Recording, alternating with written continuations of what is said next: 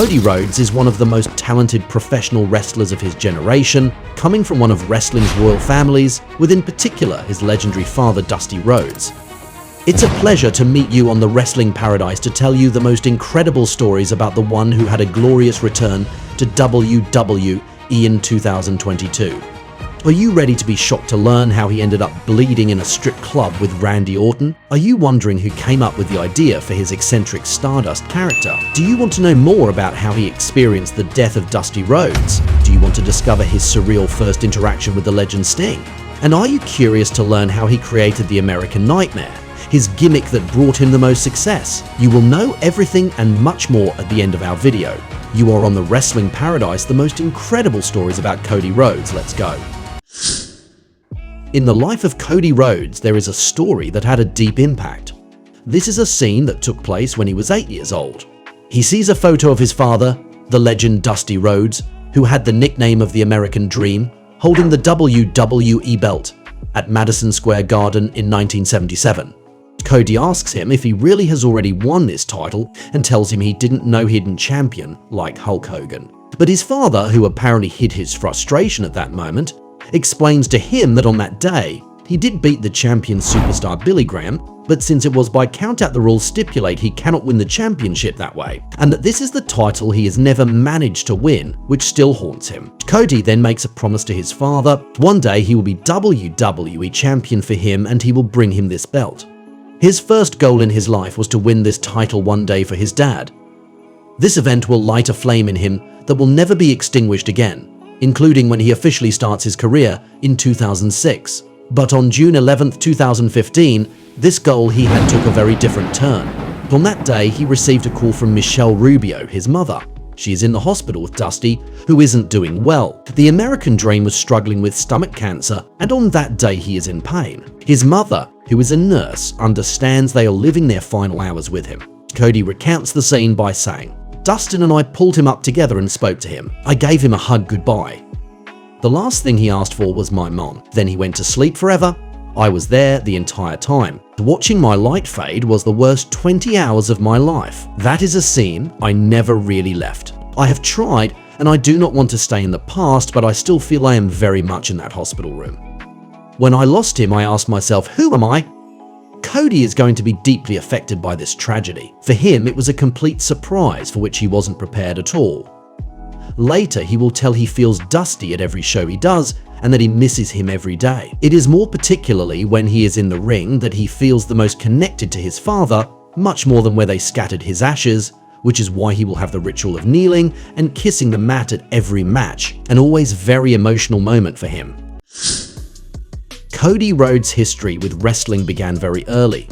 He says that his first wrestling memory is his father, who took him to a ring at a World Championship Wrestling show, the rival of the Stamford Federation in the 90s when he could barely walk.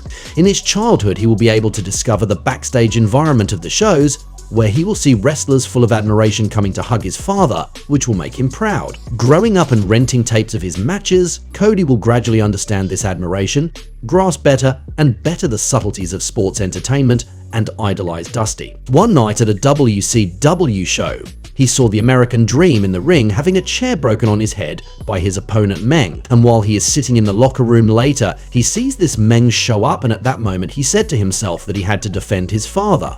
He had to do something. But young Cody is going to be shocked when he sees Meng and Dusty shaking hands in front of him. His father then tells him that out there it is different. Backstage, they respect each other. When he was little, Cody had two favorite superstars: the Heartbreak Kid, Mr. WrestleMania, Shawn Michaels, whom he will have the opportunity to face in the ring years later, and the Icon, the Vigilante Sting. Besides, one day Dusty is going to make him do pranks to the other wrestlers in the locker room while he's still a kid. For example, he was giving him a pen that explodes when you remove the cap. He told him once to go ask Sting for an autograph. When removing the cork, the pen exploded, Sting jumped, and this clever little Cody ran away. It is nevertheless special as a first contact with one of his greatest idols. But you will see that there are even crazier stories coming by the end of the video, so make sure to stay tuned because they will surprise you. From the moment he decided to become a wrestler, like his father, Cody was unstoppable in the pursuit of his dream. Very young, he trains several times a day, he practices wrestling, Brazilian Jiu-Jitsu, and will even win the Amateur Wrestling Championship of the state of Georgia 2 times in high school, with a total of 101 victories for only 2 defeats. An impressive record that gives real legitimacy to Cody as a fighter. And for the record, at that time, the wrestler Xavier Woods, who we will later know as one of the members of the team that always stays positive, The New Day, was also wrestling at the same time in the state of Georgia at another high school, and we could learn he had a clever idea to destroy Cody wrestling in front of Dusty to impress him and make the legend want to take him under his wing to take up pro wrestling. It was his dream. But in the end, in the match that they did have, Woods had not managed to beat Cody.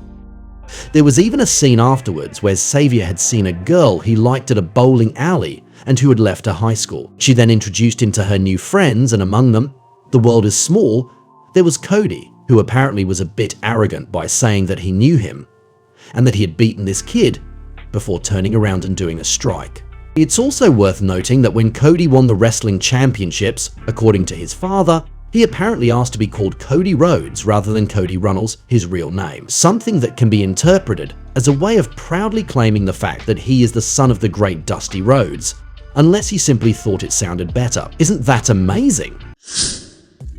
With Dustin Rhodes, his half-brother, who we know in particular for his character of Goldust, Cody had introduced their father Dusty into the Hall of Fame in 2007. It was a speech in which Cody had shown an admirable fluency for his age, and which had already given him a great spotlight, and which is precisely the whole reason why they made Cody start so early in the main roster, at only 22 years old.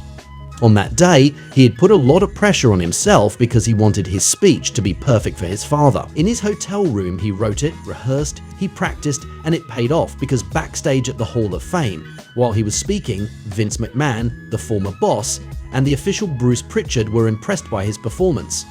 Vince was so blown away by the way Cody was talking about his father that he wanted to talk to him later that evening. It might seem great, but in reality, it was a kind of poisoned gift to have managed to impress Vince McMahon, because Cody knew that from now on, they were probably going to call him into the main roster when he wasn't ready yet, and that's what happened because 3 months after his speech, he was starting in the Red Show. Long before the formation of the Great Legacy Clan, and when he was a few days away from starting on television in 2007, Cody says that on his birthday, June 30th, Randy Orton came to see him. But without even really knowing, he wanted to take him to celebrate it in a strip club. In fact, it was mostly just to go to the club. At that time, Dusty's son is already a fan of his and is shocked by this invitation, even if the circumstances are a bit surreal. A few hours before, in a non-televised match, he had his forehead cut open and had several stitches put in. And while they are in the car, on their way to the club, at that moment Orton tells him that air is good for stitches and that he should open the window and put his head out, which his new friend is going to do, and then all his stitches explode on contact with the air and poor Cody will bleed all evening. Some Viper humor. They will arrive at the club. Cody tells that Randy will park on a reserved spot and then manage to make the security guard believe that he knows the boss. He will even pretend to do an F5, the famous finisher of Brock Lesnar, to a stripper.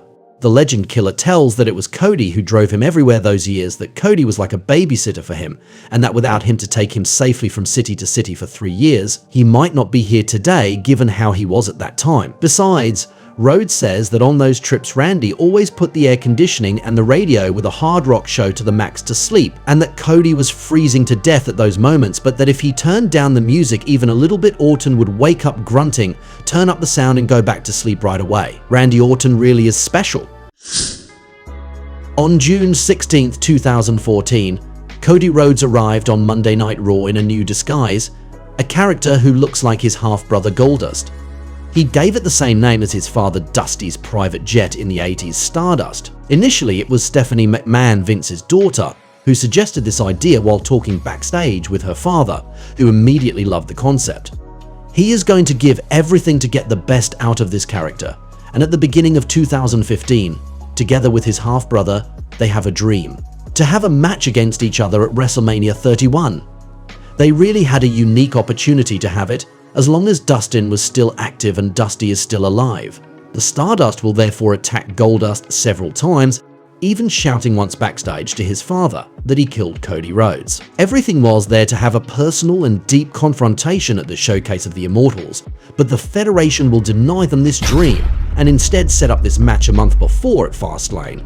Subsequently, after Dusty passed away, Cody was very happy to be able to hide behind Stardust when he returned in July 2015, because he says he would not have been able to be anything other than Stardust, that he would have been unable to already be the new head of the Rhodes family. He will have at that moment the most memorable period of this gimmick by having a rivalry with the actor Stephen Amell, the hero of the Arrow show. Cody even played the role of the villain Derek Sampson in 2 episodes of Season 5, with a reappearance in Season 7. It will culminate in a tag team match with King Barrett at SummerSlam against Stephen Amell and Neville. Cody had a positive mindset about this gimmick. He saw it as an opportunity to explore a new side of himself, and he would later admit that it was a valuable experience, even if he thought it would only be for the short term, and that it wasn't. He will even invest himself to the point of coming in full character outfit in interviews with the media, which other wrestlers rarely did. He really saw Stardust as a challenge, even if it wasn't fulfilling for him either. According to him, he was getting too far away from what he really wanted to be.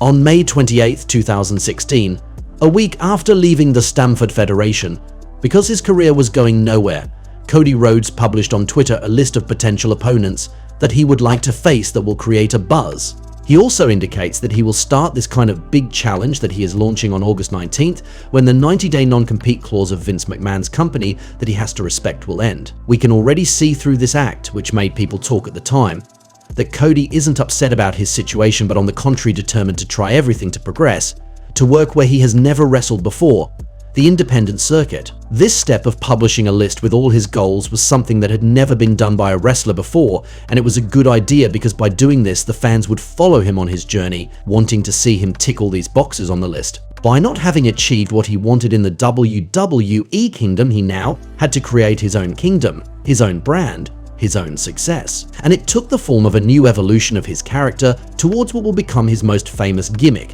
the American Nightmare. His look will change radically. In addition to having had a tattoo a few months before of the word dream in tribute to his father, and a future tattoo at the beginning of 2020 on the neck of his logo, Cody will have blonde hair, a dye that he must do every 3 to 4 weeks. In the end, it's as if symbolically he's coming back to his father's appearance. In his new outfits, he's going to make choices that suit him by being influenced by several of his characters from his favorite comic book, X-Men, Archangel Mr. Sinister, Omega Red and Cyclops. And finally, he adopts the nickname American Nightmare, a nod to his father's The American Dream. We will note that we can both see it as an extension of his father, a continuity of the Rhodes family heritage, but also an opposition to the Dream with the idea of the Nightmare, which also goes with his darker fate than Dusty's, and also with the idea that he may be more tortured inside, which is consistent since he will be a heel with it for a while. Cody explains this nickname by saying that he has spent his entire career in the Stamford Federation trying to do everything differently from Dusty Rhodes, but that this gimmick had the advantage of being easier to remember for fans who would not know him, especially in Japan, where he will wrestle. He also liked this little nuance compared to Dusty because, unlike the Dream who went from poverty to wealth, he was rich and was a spoiled child, and he thought Nightmare suited him very well for that. All this change is nevertheless exciting from a symbolic point of view, since he no longer suffers the burden of being Dusty Rhodes' son by trying to make him forget as much as possible as he always has. On the contrary, he accepts and claims this heritage now while giving it his own identity. Anyway, this is a period when he himself says that he has taken a long step back from his life, his story, when he really grieved for his father, and he approaches the future at that moment with a lot of confidence, with the ambition of creating his own brand and a lot of enthusiasm. The following years it all paid off. Wasn't that crazy? What an incredible journey, right? Can you believe he was in a strip club with Randy Orton? And that Stephanie McMahon had the idea of Stardust. With all these stories, we were able to realize how interesting the journey of the American Nightmare has been, with first a long period in the Stamford company, where his destiny seemed all mapped out to finally know hard times which will push him to completely reinvent himself and to start over in the Indies, before coming back as a new man. We can say that Cody Rhodes has really become undeniable. I hope you had a good time watching this video, and I invite you to stay on the Paradise of Wrestling to look at some other ones. See you right away. And that's the bottom line, 'cause Stone Cold said so. What?